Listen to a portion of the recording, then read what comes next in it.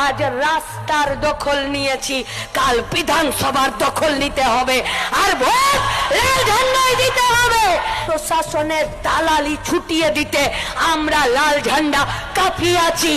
তৃণমূল কংগ্রেসের দ্বিচারিতা দেখুন, এদের আইপ্যাকের ঘরে ইডির রেড পড়ে যায়, এরা দৌড়ে চলে যায়। ইডি নিজের হাতের উপর হাত দিয়ে দাঁড়িয়ে থাকে, তখন তৃণমূল কংগ্রেসের চোর নেতা নেত্রীদেরকে, মমতা ব্যানার্জিকে এরা দেখতে পায় না। বিজেপির সঙ্গে তৃণমূলের এই পীড়িতের আঠা খুব মজবুত গো।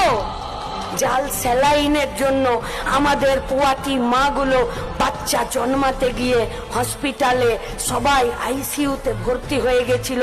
কারো বাচ্চা জন্মেই মরে গেল, কারো বাচ্চা জন্মালো না, আর কেউ বাচ্চা জন্মাতে গিয়ে মাটাই মরে গেল। মেদিনীপুর, জলপাইগুড়ি, সরকার কি বললো? বললো স্যালাইনটাকে বাদ দিয়ে দাও। আরে স্যালাইন বাদ দিলে ট্রিটমেন্ট বন্ধ হয়ে যায় নাকি? কারা বানাচ্ছে এই জাল স্যালাইন? যারা তৃণমূলকে, বিজেপিকে ইলেকটোরাল বন্ডের টাকা দিচ্ছে।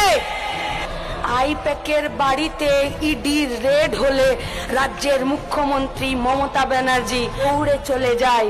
যখন জাল ওষুধে আমাদের মাগুলো, বাচ্চাগুলো মরলো, একটা জাল ওষুধের কোম্পানিতে রাজ্যের মুখ্যমন্ত্রীকে যেতে দেখেছো?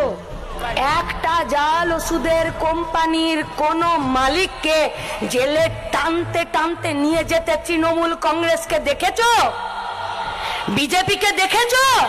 এই চোর আর দাঙ্গাবাজদের বিরুদ্ধে সবাই মিলে একসাথে লড়তে হবে। প্রণাম।